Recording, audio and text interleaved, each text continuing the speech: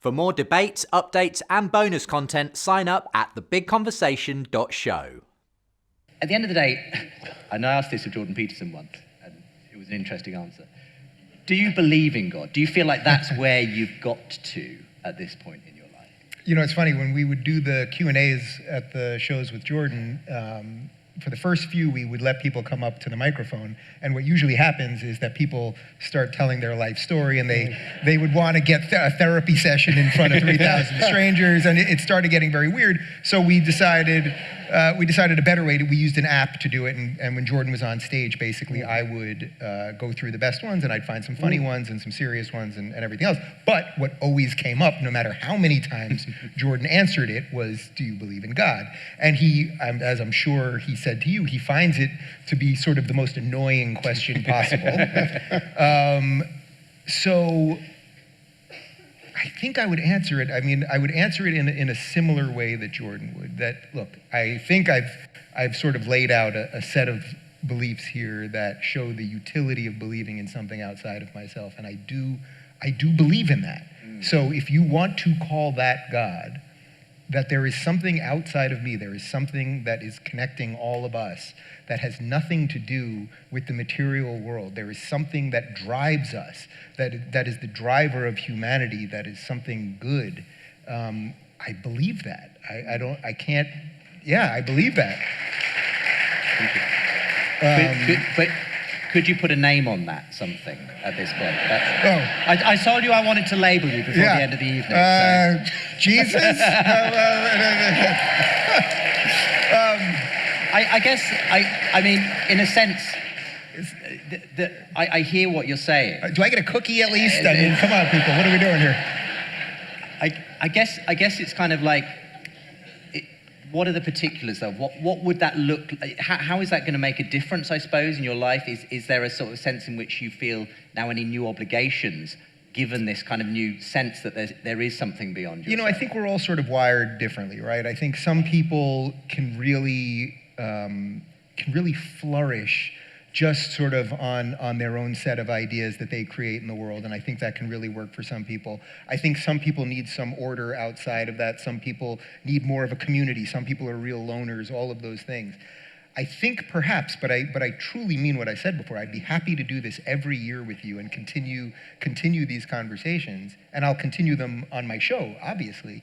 I think for me, the adventure of discussing this and seeing what kind of people that I bring into my studio, that I interact with at events like this, what type of people I want to be around, that really is the proof.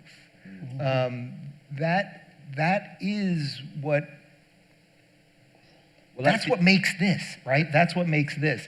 So I don't know, I get what I get the question. I respect the question truly, and it's the question, right? I mean, it's like saying, what's the meaning of life, right? It's the big one.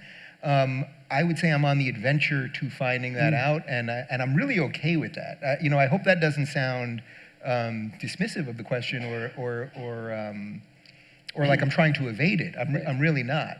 I like. And maybe this is just a function also of what I do for a living. I mean, I get to sit every week with people that in most cases are smarter than me, who have spent years working through all of these issues, as you have, John, and that is an incredible privilege that I have. So I would like to see how far I can take that. It sounds like we're not going to convert him tonight, John, but... You're doing your best. Yeah, you're working overtime over there, I'll tell you that much. But it's wonderful to hear an open description of a journey. And I try to think my way into this, that getting around these ideas is really big stuff. I mean, coming the way you've moved, from the little I've understood of it, just meeting you for the first time, is most interesting to me, the way that movement is going. Now, from where I sit, there's another element comes into it.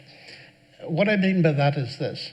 There's the things that we can think about existentially, as you're doing, and that's vastly important to me as well, the kind of people you like to be with, the evidence of that, you like this, and you feel there's something outside yourself, and so on and so forth. But then it comes to a couple of questions. One is, could it be that that something is actually personal? Now, your Jewish Hebrew scriptures would say exactly so, because that's how Bereshit, Genesis, starts, with a God who sees, who blesses, who speaks. And one of the most interesting things to me, both as a scientist and a believer in God, is the simple description of creation. And God said, let there be light. And God said, and God said. There's a sequence, as you know. But the most exciting one is the one you never hear. It's the final one. And God said to them. And that opens up a whole world of possibility. That what is being claimed, at least, is that there's a God that speaks to me. And that means that opens up the possibility of revelation, where it's not simply me investigating the people I know, the things I hear, the arguments philosophically and so on, but there's another side to it, that if this is true, then God is interested in me, and he's wanting me as a discussion partner. He's wanting to talk to me. And if one is open to that possibility, it seems to me to open a huge new dimension to this. And the more I think about that, this is a word-based universe, scientifically and religiously in that sense. And therefore, the idea that there's something there, that's fantastic. There's more than the material world. But if that more is personal and can speak to us, it's worth testing the claim at least, because it runs right through the whole of the Hebrew scriptures and the New Testament. That's the fundamental thing. He's a speaking God.